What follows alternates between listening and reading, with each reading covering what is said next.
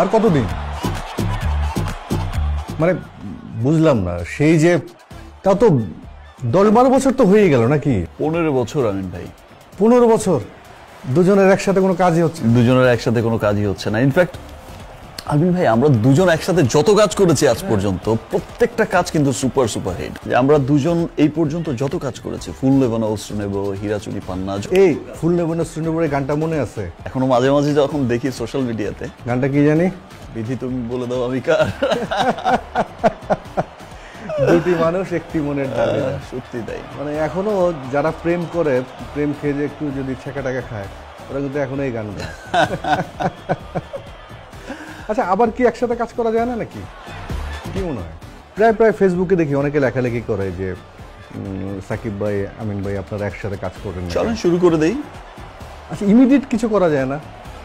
ছবি করতে গেলে সময় লাগবে, গল্প রেডি করো, ডিরেক্টর রেডি করো, প্রডিউসার রেডি করো। ইমিডিয়েট আমার ঢাকা ক্যাপিটালস, আমার টিম কেনা আছে, দেশের নাম্বার 1 টিম ঢাকা ক্যাপিটালস। তো ঢাকা ক্যাপিটালস এর সাথে ওয়ালটন যুক্ত হয়ে যান। Great idea.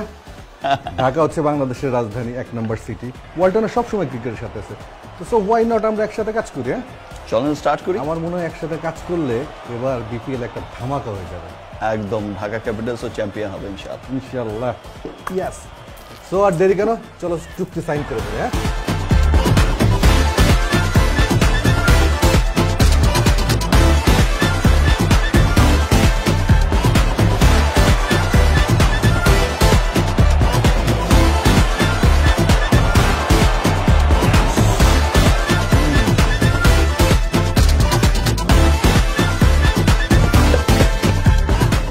বিধি তুমি বলে দাও কাপ এবার কার?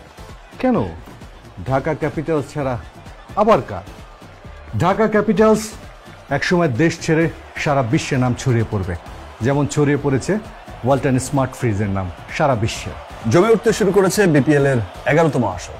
আর এই আসরে ওয়ালটন স্মার্ট ফ্রিজ এবং ঢাকা ক্যাপিটালসের এই পথ চলা অনেক অনেক শুভ কিছু বয়ে নিয়ে আসবে ইনশাআল্লাহ। Best wishes for Dhaka Capitals. Together we